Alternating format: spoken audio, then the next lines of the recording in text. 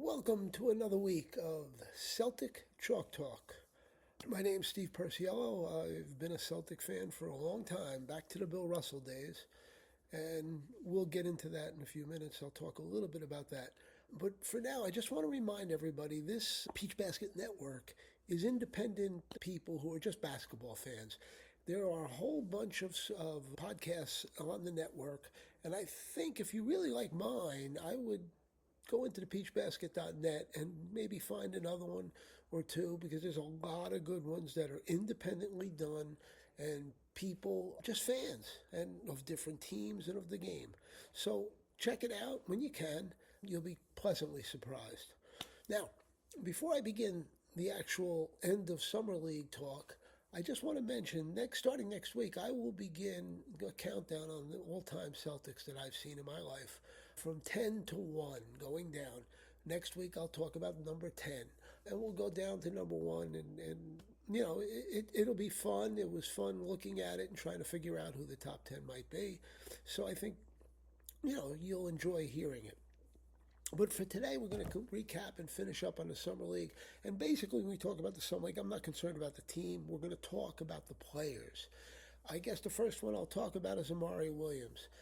What do I think? I think Amari Williams does a lot of things nice. He's a decent passer for a big, good screener, can block shots, things he can't do. Offensively, he's challenged. Of course, he can dunk the ball, and he's good around the rim. But when he starts pulling away, he doesn't shoot real well. And by pulling away, I mean 8 to 10 feet. He also is not good on mismatches with smaller people. He struggles to defend them, and he gets beat. He looks like he gives a step, thinking he can make the block, and often he gets beat for the layup on that. So I think Amari I think he will be an NBA player. I don't know when. I don't know when he will be serviceable, and probably, as I've said before, will be serviceable with another team. I do like him. I like his size. I like his wide body, and I think there's a benefit to it. I also think he needs a little bit of time in that weight room. He's not doesn't look solid, although he's big and massive. So I think it's time. Don't forget, he didn't take up the game till he was a little older, and he's still trying to figure it out. There's times when he has the ball and he can throw a pass, thread a needle, and throw a great pass, and Boston will take advantage of it. And then there's other times he'll try to throw the pass, and it's a tight fit, and it doesn't work, and it's a bad turnover. The other thing I don't love, he loves to get the rebound. If he can't outlet it right away, he'll dribble the ball up. Oftentimes what it does is it leads to a turnover on the other end as he gets into the forecourt, because he'll look to pass it, and sometimes he'll toss that away. Those are negatives, and I think every big man wants to handle the ball, and I think Amari needs to understand what his role might be if he's going to be an NBA player. Dillon Mitchell, I was fascinated with. This guy is a game changer on defense and will get better. Really good. Now, the book on Dillon coming in to the offseason was he couldn't shoot the ball. He didn't do bad shooting threes. I think he shot around 33%, but he didn't look like, he would be way off. He could shoot the ball fairly well. The other thing he did is he went to the basket well. He did those things, but the real thing that stood out to me was just his defense. He's a high-energy player. He makes a lot of steals. He understands angles on the court defensively, and he can pick the ball off, and he can go the other way as well as anybody. I really think, I don't know if he can help this year. Maybe he can. If his shot is what it looked like in the summer, he will be able to get time. But I think he's a year away project, and he could be a real NBA player.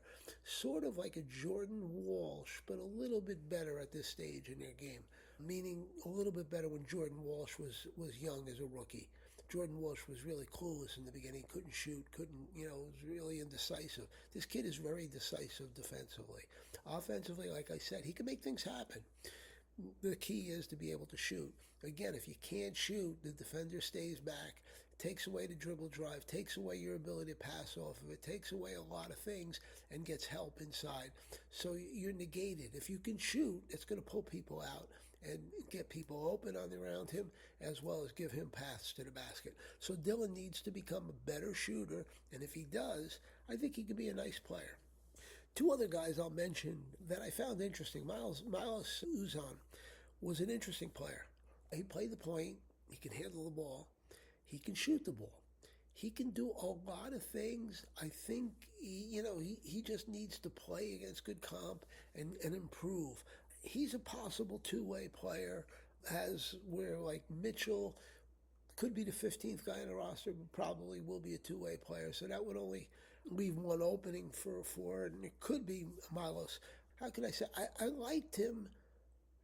He didn't do anything that really I thought was horribly negative, but I just don't know if he's good enough to make the next step to the NBA.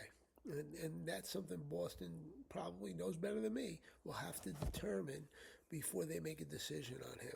But I think he is an Exhibit 10, which means he'll be trying out. And if nothing else comes along, he'll be playing in Maine. I don't know if they'll give him a two-way. They have one two-way left. If they give the other one to Dillon, already Amari has one. So that's something to think about. But what also ties into that decision is the next guy I'm going to talk about. And that's Tonje. Tonje is another guy who can shoot. He can really shoot the ball. Now, the rest of his game. Now, Boston has had success, thanks Sam Hauser, in taking shooters and integrating them into a team, and they've become good offensive players. Tonje could be that guy. He struggled a bit. He played decent defense, but he struggled a bit at times. And it's something he needs to work on. He's not athletic like Dillon Mitchell is athletic. Tonje would be the opposite. But Tonje spotting up on the floor, getting open, is going to get you to threes. And that's really big. And I think that would be something that attracts the Celtics if they feel that he can become as productive as Sam Hauser. Now, I just want to mention Tucker DeVries. He struck me, but he was hot and cold. He didn't shoot as well as I thought he would, but he looks like potentially a real good shooter. Now, he's an Exhibit 10, I believe, and I think he'll be in camp and he'll play for Maine. He won't get much like in two-way or any other contract, but I think it's something to look at. He can shoot, and again, shooters are always wanted in the NBA today with the three-point shot. So he's an interesting project, I guess, for lack of a better word. Now, the last guy I didn't mention was Hugo. Now, coming into the Summer League, I think Boston wanted to see offensive development. I think they love his defense. They know he can guard anybody just about. They've put him in last year against all kinds of scorers, and he did well. He got under people's skin. He really created havoc when he played. And offensively, he was good. He's getting better with every game. Now, in the Summer League, he was really the take-charge guy and the leader of the gang. And he didn't do bad. He does need to figure out good shot, bad shot, and refrain from taking that bad shot. He took a lot of shots that weren't good, forced, and that brought his percentage down and didn't make him as good. He did, after not shooting the foul shot well in this regular season last year, he shot that well, which told me he's getting better as a shooter.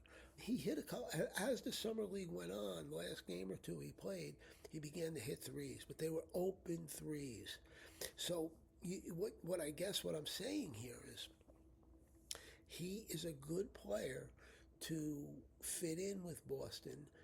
He's still got to get better going to the basket. There are a lot of times he drove and had nothing and maybe turned it over or kicked it out or forced up a bad shot. But those are things that will get better with time. I really think the Celtics have nice intentions for Hugo. I really think they would love to see him probably coming off the bench, defending big-time players, but also getting some legit minutes. I think he and Baylor Shireman are the two guys that can look on getting 20 minutes a night, which is a good start. I think Boston looks at Hugo as a better long-term project, meaning he could be a starter in the NBA and not if he can shoot, he becomes a star, but a star in the NBA. I think they look at Baylor Shireman more as a solid seventh man, eighth man on a team, and he's not going to hurt you because he can shoot out of the corners and do things. But I think there's a big difference. I think Boston looks at Ugo's potential as something that might be really helpful to making them good.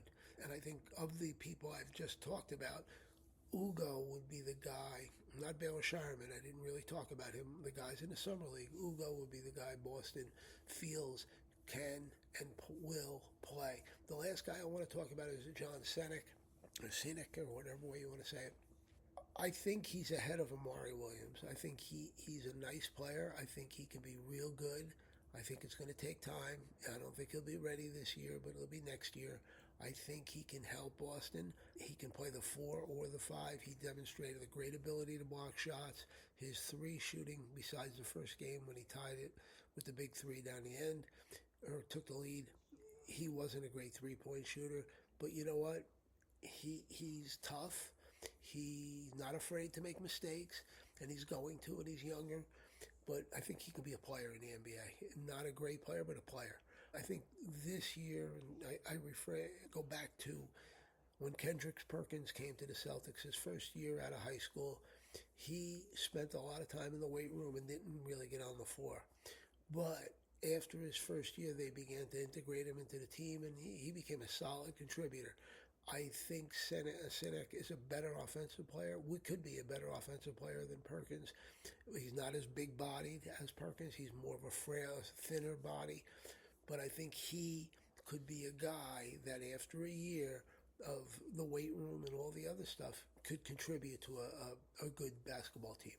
And down the road, he could probably, do a lot more. I think he's an underrated guy that people don't expect next year to be, but he's good, and he's a lot better than a 27th pick in the first round. I think a lot of teams are going to regret, just as they are with Ugo, regret not taking him, because he will help a team down the road. Hopefully it's us, the Celtics. Now, just want to remind you, beginning next week, we'll start with number 10, all-time, in my mind, rated Celtic. I might give you a little recollection, maybe talk about some numbers the person put up, titles and things like that, and what I saw. I'm looking forward to doing that. It's a way for the summer to enjoy and to really get away from talking Celtics, unless the Celtics pull a trade or do something. That's what I'll be working on in the next couple of weeks. For now, that's all I have for the Summer League and for the Celtics. Thanks for listening, and hopefully we'll be seeing you again next week. Thank you.